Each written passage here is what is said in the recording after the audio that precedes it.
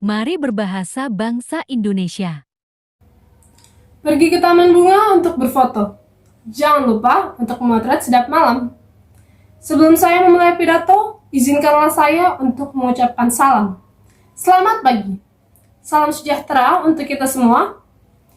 Yang saya hormati Ibu Haja Iftayati MPD selaku guru bahasa Indonesia dan teman-teman yang saya banggakan.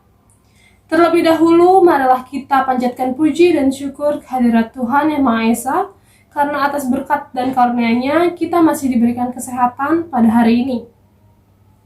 Pada pidato kali ini saya memberinya judul Mari Berbahasa Bangsa Indonesia. Mungkin ibu guru dan teman-teman akan merasa bingung, mengapa saya memilih judul ini? Karena kita sudah terbiasa menggunakan bahasa Indonesia. Lantas, apa alasan saya mengangkat tema ini? Namun sebelum saya memberitahu alasan saya, apakah ada dari teman-teman yang ingin mencoba menebaknya? Jika tidak ada, saya akan menjelaskan. Alasan saya memilih tema ini, yaitu Mari Berbahasa Bangsa Indonesia, karena sekarang bahasa Indonesia sudah mengalami kerusakan. Bahasa Indonesia tidak lagi kita gunakan dengan benar, sesuai dengan kaidah yang ada. Kita yang sekarang jauh lebih dekat dan lebih akrab dengan bahasa-bahasa gaul. Kita terbiasa dalam menggunakan bahasa tidak baku, bahasa yang dicampur dengan bahasa asing, ataupun bahasa sarkasme. Lantas, apakah salah menggunakan bahasa gaul yang seperti itu? Jawabannya tentu saja tidak. Hanya saja, hal ini akan bermasalah jika saya dan Anda, tidak melakukan pembatasan dalam penggunaannya. Sebelum saya membahas lebih lanjut mengapa kita harus menggunakan bahasa Indonesia yang baik dan benar, apakah ibu guru dan teman-teman sudah mengetahui arti dari bahasa itu sendiri?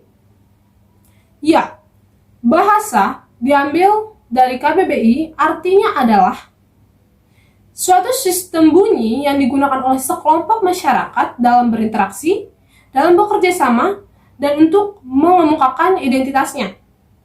Dari pernyataan tersebut kita tahu bahwa bahasa Indonesia merupakan jati diri bangsa kita, bangsa Indonesia.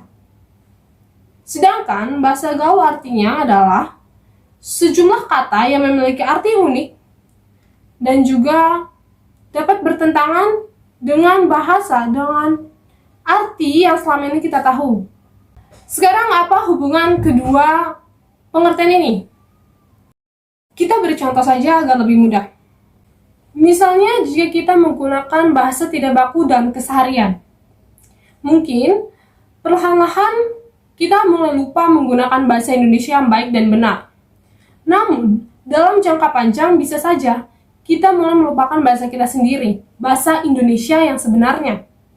Dari sini, Indonesia bisa kehilangan jati dirinya. Contoh lain adalah jika kita menggunakan bahasa sarkasme. Jika kita menggunakan bahasa sarkasme dalam keseharian, tentu bahasa Indonesia akan kehilangan kehormatannya.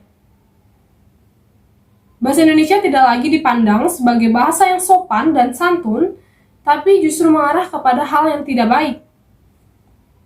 Contoh lain adalah mencampurkan bahasa Indonesia dengan bahasa asing. Mungkin ini akan terlihat seperti sesuatu yang modern. Kita pun yang sekarang menganggapnya ini adalah hal lumrah. Namun, jika kita melakukannya terus-menerus tanpa ada batasan, tentunya bahasa Indonesia akan kehilangan jati dirinya. Bahasa Indonesia yang sesungguhnya tidak memiliki lagi ciri khas, karena sudah kita gabungkan dengan bahasa-bahasa asing. Sekarang, apa yang harus kita lakukan?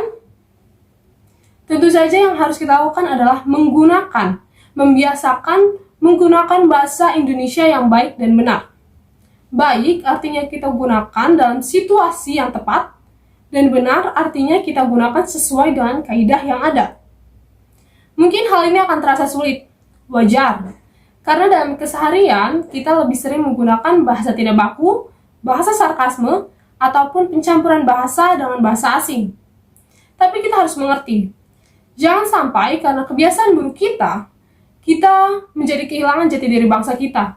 Kita kehilangan bahasa Indonesia. Ingat, cara yang tepat untuk mengatasi kebiasaan buruk adalah dengan menggantinya dengan kebiasaan yang baik. James Heinen.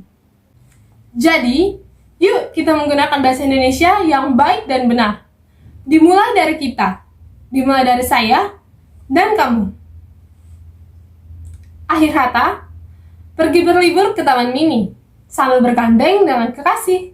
Berakhir sudah pidatoku ini. Sekian dan terima kasih. Selamat pagi.